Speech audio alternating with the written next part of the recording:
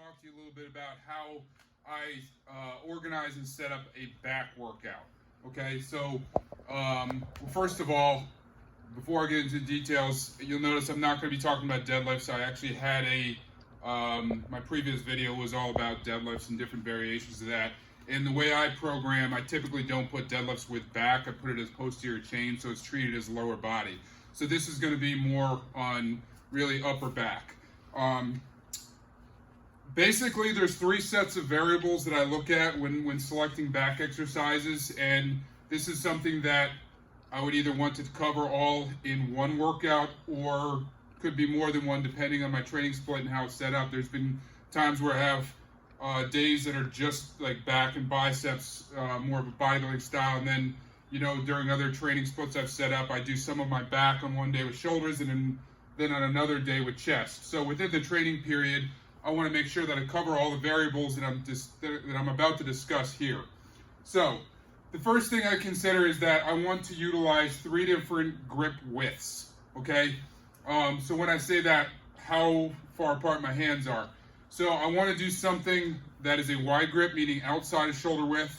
I want to do something that is more of a medium, basically about shoulder width, and then a narrow type of pulling exercise inside shoulder width, close grip. Okay. The next set of variables is going to be the pulling angle. So what I'm talking about there is I want to have at least one movement where I'm pulling from overhead. Okay, and that would include a pull-up. Okay. I want one pulling movement that is what I call mid position, perpendicular to the body, okay, pulling in here, and then one type of movement that is a low pulling movement, so I'm pulling from below my waist. And I'm going to give examples of each one of these here in a minute. Then the third variable that I look at is hand positioning, and by that I mean you have 3 different hand positions that you can utilize. You have a pronated, which is an overhand grip. You have a neutral, which is basically your palms facing each other, and then you have supinated, which is just a fancy term for underhand. So I want to basically incorporate one of each of those variables. Basically, you have 9 different things, and then within that, I'm also going to look to vary the types of resistance that I utilize, meaning that some things with bars, some things with cables, some things with dumbbells, some plate loaded. So those are all the different variables I look at in setting up a back workout. So let's take a look at some examples. So one of the most common, well-known exercises is lat pull down. So here I have a wide grip lat pull down set up. This is outside of my shoulder width. As you can see, this is a mag attachment. I really like these. Okay. And when I'm doing this, I'm pulling straight in front of my face. I'm not leaning back too far. Don't do one of these. That's horse shit right there. Okay, you pull right in front of your chin. Pull your shoulder blades together. You want to squeeze your shoulder blades together. Bring your chest up. Okay. Again, there's not a lot of movement back. Okay. And don't do one of these freaking things where you pull in front of yourself and let your whole body curl forward. Good rule of thumb, when you pull down, your shoulder, your elbow, and your hand should remain in the same vertical plane. Okay, so your elbow should be underneath your hand. Your elbow shouldn't be way the hell out here, and your hand shouldn't be way the hell out here. Okay, you keep these 3 in line with one another. Same thing if you're doing incline presses, you're working in the opposite direction. But you want to stack the shoulder, elbow, and hand when you're doing that. So, pull down would be one example of an overhead movement. And again, you can do these close grip, you can do a wide grip, you can do a medium grip, mix it up. So obviously, another type of overhead movement would be a pull-up. And one of the reasons I like this functional trainer is that it gives you all types of different grips. Your standard pull-up is wide grip pronated, okay? But then you can also go close grip supinated.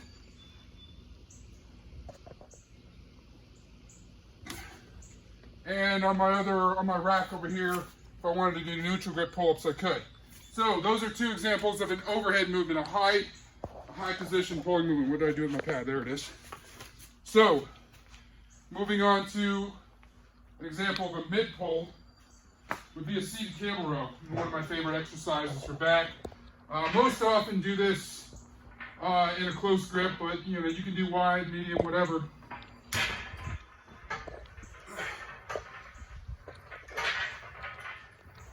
Now the thing with the seated cable row, you see a lot of people do this, where they lean way far back.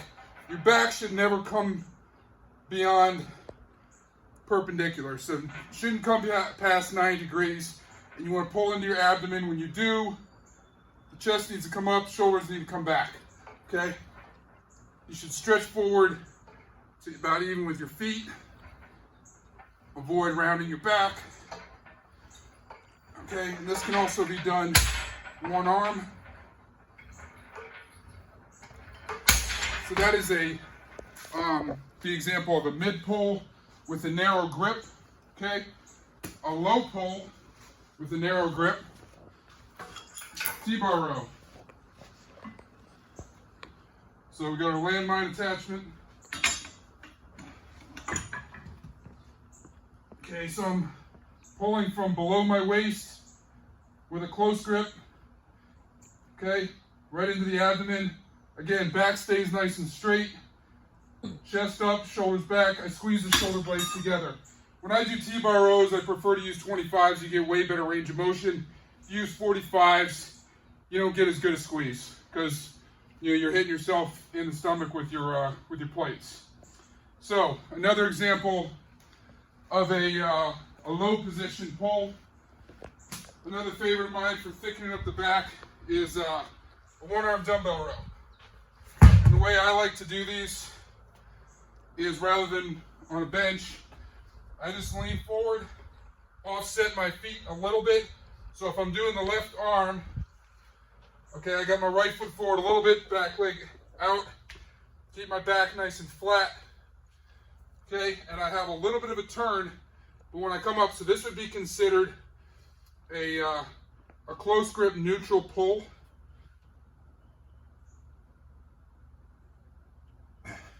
And there's two different ways I can do this. Sometimes I'll do it for more reps, where it's constant reps with no stop in between. And then also I'll mix it up sometimes and do heavier stop resets, where in between each rep, I'll come back to the floor and stop and reset. So another one of my favorite back exercises, again, that's a low pull position, neutral grip.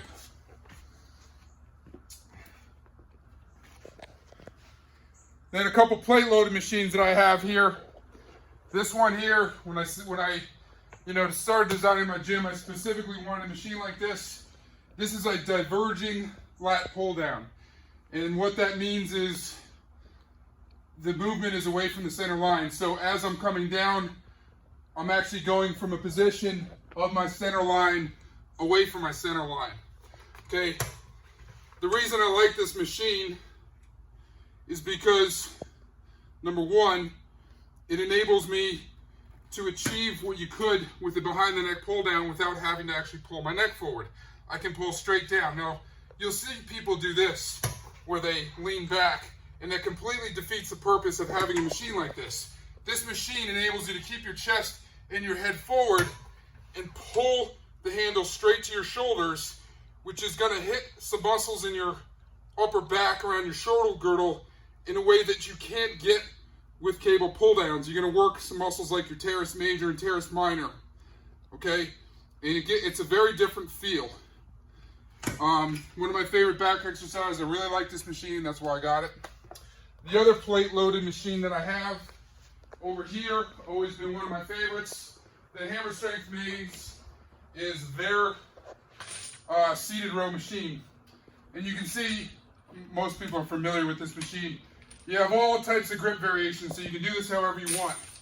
Now, one thing I should point out is that you always want to focus on the things you're not as good at. So if there's a position as far as grip width and grip positioning that you are stronger at, you should actually somewhat gravitate away from that and do the things that are harder. So I typically, when I do this, set the seat lower and go wider out in a pronated position, because that's a weaker position for me that I'm not as strong at, okay? I can pull inside like this with a shit ton of weight, and which is going to hit more the bulk of your lat. But where I'm weaker is development behind the shoulders. I need to focus more on that. So when I do this machine, I like to, get the seat down nice and low. So I'm working up high, working the back of that shoulder girdle. Sometimes I'll do this with both hands at the same time, and sometimes I'll do single arm, which is going to give you a little more leverage. Okay. And you can go a little bit heavier with that typically. So those are some examples of some of my favorite back exercises. Now, one more thing I'd like to add here is straps. You don't freaking need them for any of this stuff. So if you're one of those people who, when you do back in the gym, you have straps on for everything, stop that shit. Build up your grip strength, okay? Straps are something that you should only use if you absolutely have to. If you're doing like 170-pound dumbbell rows with thick-ass dumbbells, yeah, maybe, only if you're doing like more than 10 reps. But build your damn grip strength up. It's good for you. Don't rely on straps. Straps should be something you almost never use. There should be very few exercises that you really ever utilize them for. So, that's all I got. Did you have a question? When do you like to incorporate stuff like shrugs? That's a really good question. So I honestly don't really do much shrugs.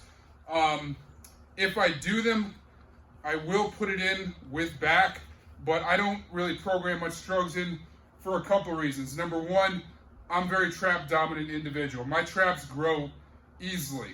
And so, my weak point is my medial delts. Okay. And so my delts are sluggish to grow. My traps, grow if they look at weight. With that being said, I still do work my traps, but I think more effective ways to get a really good trap workout are deadlifts of any kind, farmer's walks, upright rows, any type of high pull, face pulls, things like that. They actually work your traps a lot better. Shrugs are a very overrated way to work your traps. I'm not saying don't do them, but I just think that they should be more of a last resort finisher, and there's other exercises that are a lot more important, a lot more functional. You get a lot more total benefit out of than doing just shrugs. So I hope that answers the question. Anyway, I hope y'all find this video useful. We'll have others on other body parts. If you have questions, place them in the comments below. Feel free to reach out to me if there's any other content that you would like to see covered in these. Make sure to like and subscribe. And until next time, have a great one, everyone. Get after it. Go earn it.